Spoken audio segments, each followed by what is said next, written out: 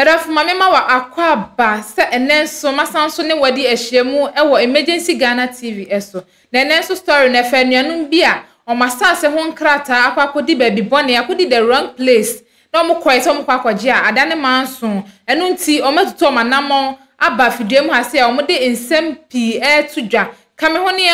yenko nkotie o manum nsem a o mo de tudwa emra Mame wo wa no abetimi di akasa ade a wote wa wo ye ya da ya police for penache no ana soja for penache no e dey concert no abetena ya ni mu ama me wo ye eh ade asemo apia ninja hey ninja for me fia ninja de ninja apia ninja se kwaku ninja na akono apia ninja ba buko malam for Madam, you free when you nya adwuma no. I want to the come on buy no. Ada police for pawache wana. Akwaji soga ni mi sika. Wa hini bi pawache ati. Se mi tie wasam no na nya asam ate so yi o kata membie wani. Because ade a mo ba ha mo ye no yempe. O ba na so kata wani ma kwhwe aba no so kata be na ya adwuma. Me show case na was ye bibi afri me ye afri wani. Ohini bi pa wache wodi ya be consider wo papa soja ni bi asam na wo be kan ye be consider wo but me ba cha o what is saying pa cha ya mi adum wajana enya why god me ba cha yan ko na wo waste me time kora me time yi mu bebrebe na eko me ba cha udi pa cha fa mami dede acho obi ne nkasa mami kora ansa na me bi udi wa no kasa ma fidie no fa mami dede me ba cha free na ba e fi wo mo afete fete wo fra chiri na aba ka chiri asam na aba na enhawo because they will sit to wa ye pai baby o free ba na dwi kura wa na o mebwa wana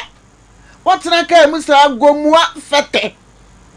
etino kentena wo ho wani mu no yakata ena wo ho you win free baby a won sada no na yet said ye wa bana de asam aba court what dede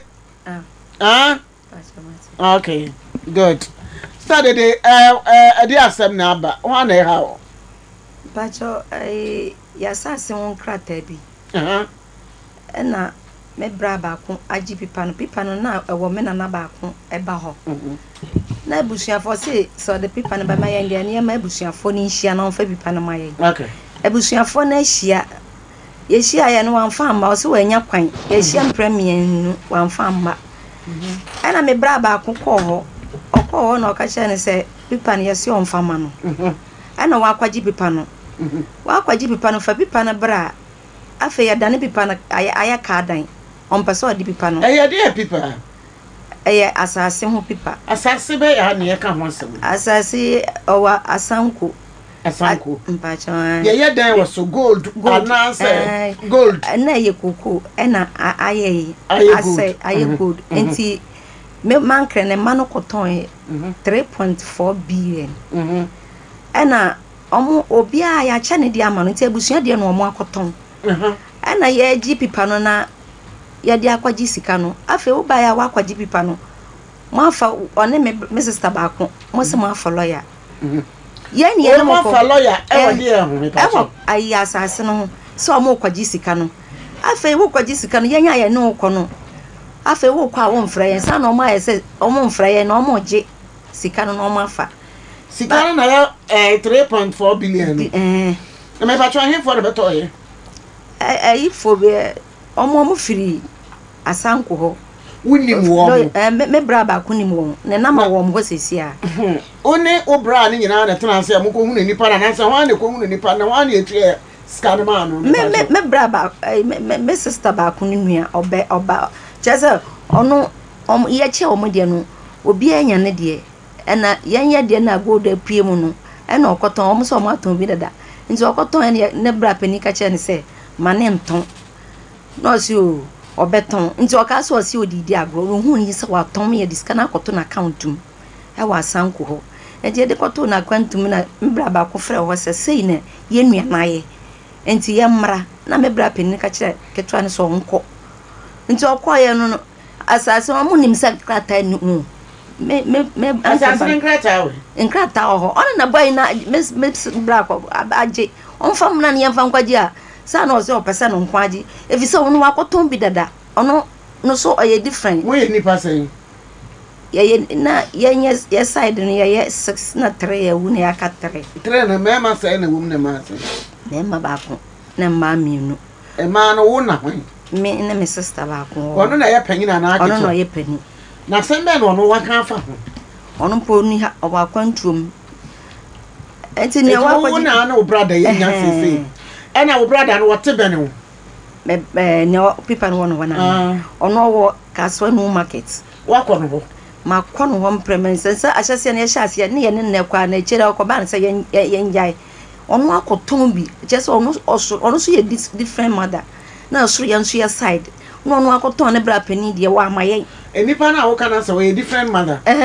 tinya mo ma me ba no debi e mo papa ba no oh ye me nana me nana no ne ma na so ne nana ma me ba ko papa ba ko so me ma me no ye de no ba ko me ya de na nkrata ne ko di no oko me bra no wo me nana ba ko ba ho nti oko no ho se okwa akwaje na me nana ka chense ne ba na ka chense aje se busuafo nyina ahia ansa na odi pipa na odi amawo no ka chense onja ne si ahia odi amawo ache yo ko ne wa akwaje bra no cross ye friend se si a obekasa na makomo na nana ho akobisa ono ye bisa se si na me friend no se ni oye ya obaji pipa no woni honi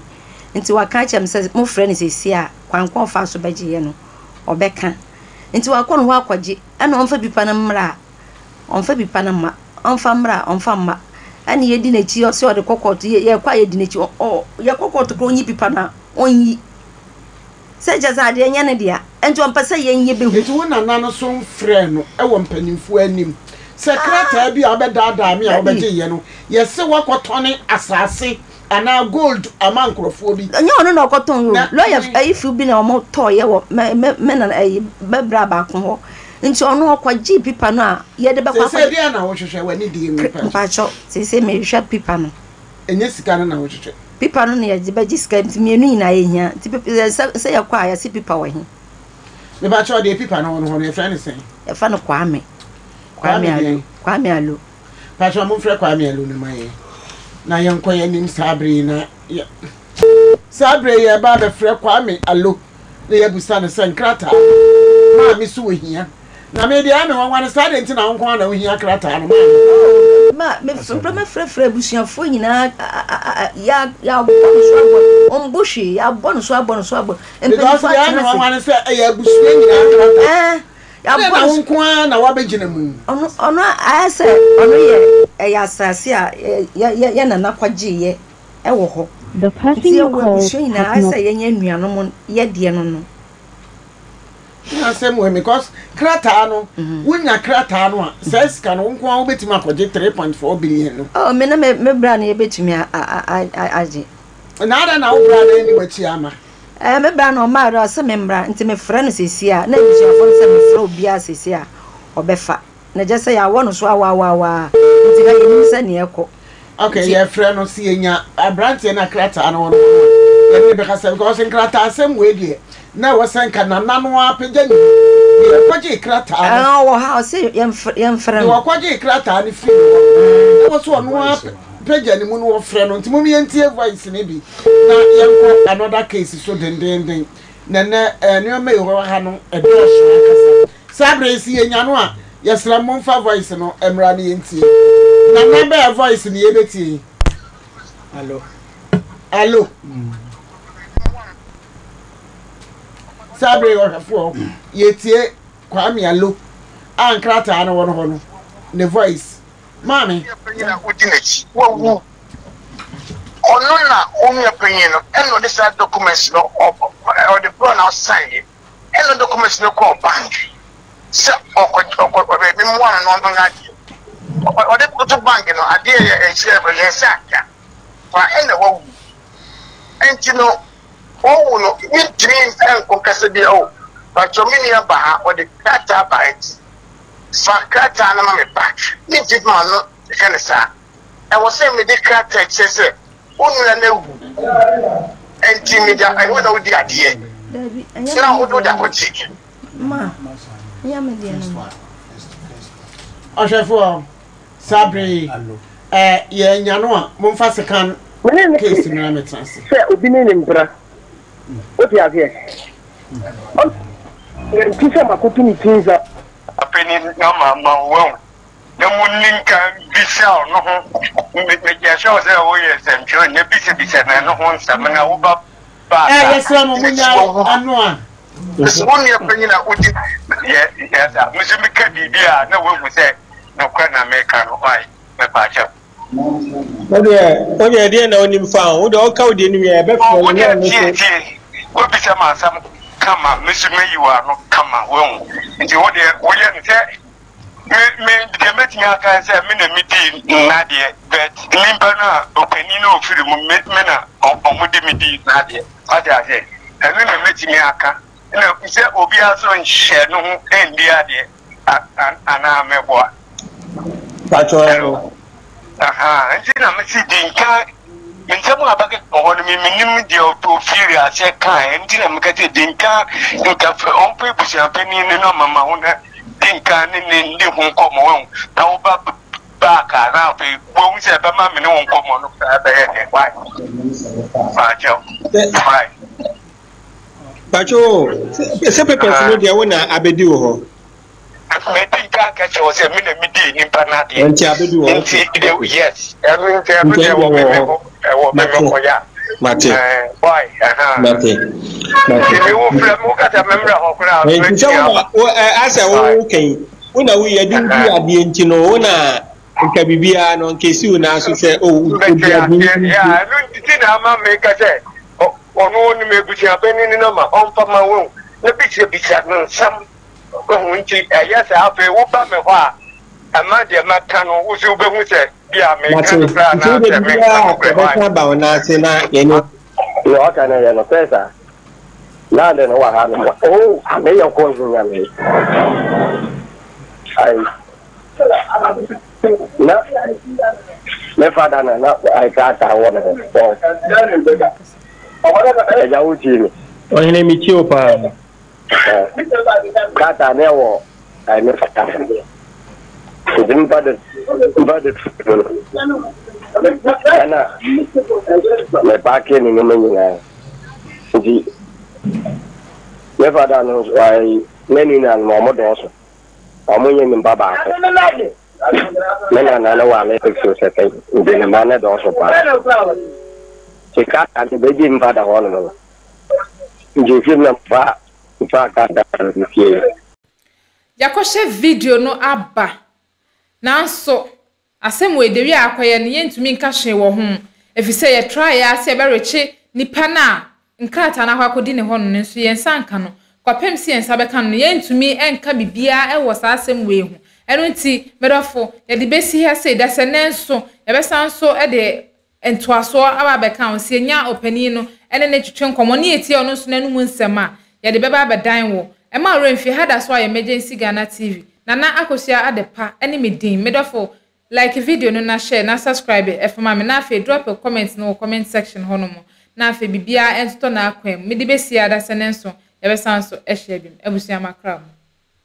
Have you ever tried to buy something online only to get scammed, or have the seller waste your time? Or maybe you're a seller who spends hours preparing an order only for the buyer to cancel last minute? We get it. That's why we created Copland, a simple, secured marketplace designed to protect both buyers and sellers. Copland is here to end their frustrations with a reliable solution. Our team noticed that a lot of people are either being scammed or losing valuable time and resources due to unregulated marketplace practices. So we built Copland to tackle this problem. So Copland uses a secure payment method known as escrow, which keeps payment safe until both the buyers and the sellers are satisfied with the transaction. Here is how it works. When a buyer orders an item, the payment is held securely, meaning the seller doesn't get paid paid until the item is successfully delivered. The seller is notified and can accept or decline the order. If accepted, they reach out to arrange the delivery. Once the item is delivered, the seller marks it as delivered. So from there, the buyer has 48 hours to confirm they are happy with the product or to request a revision if there is any issue. When the buyer is satisfied, they accept the order and the funds are therefore released to the seller. If no action is taken within 48 hours, the order is automatically marked complete and the seller will be paid. Copland is here to build trust in online buying and selling. With our escrow system, both buyers and sellers can feel secured, knowing their time and money are protected. So why not try Copland for your next online transaction? Visit us at www.copland.coplandtechnologies.com.